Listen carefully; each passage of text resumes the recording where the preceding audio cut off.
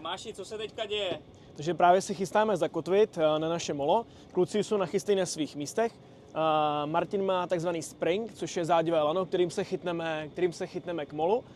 A Johnny je nachystaný na takzvaný mooring, má háček a tím nám z vody vytáhne lano a půjde s ním nás chytit vlastně na tu špičku. Teď si to oblídneme a pak se na to vrhneme. Teďka v podstatě se první jedu podívat na situaci, to znamená, že regulérně to oblídnu. Vidím, kde je volné místo mezi tady těma dvěma loděma, zpomalím si na nějakou rozumnou rychlost a budu tam couvat. Takže se pokusím nechat si takových 10 metrů, aby jsem krásně rovně pouze jel dozadu. A ještě vidím teda obsluhu Mariny, která tamhle jde a tam mi může s tou situací zamávat tím, že mi ukáže, že mám jet mezi ty dvě lodě tady, což se asi nejspíš stane.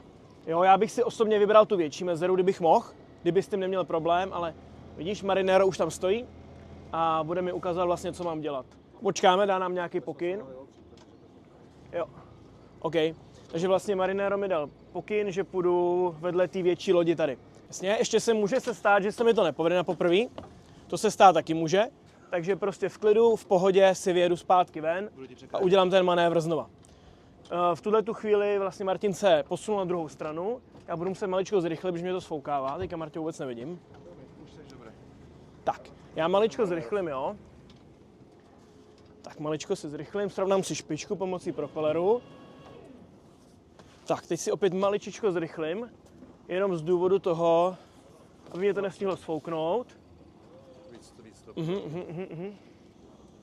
Jo, mě chce tady, aha, OK. Jo, zase dostávám pokyn, s kterým jsem nepočítal, že musím být flexibilní. Tak, tuhle tu chvíli trošku zase zrychlím.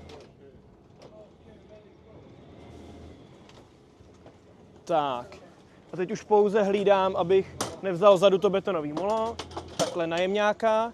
Tak, Martin mě fixuje k molu a Honza tamhle táhne to lano. Když se podíváš, tak Honza vlastně bere to lano, který mi tam pak také zafixuje. Tak, hodím neutrál, dám neutrál a jsme OK.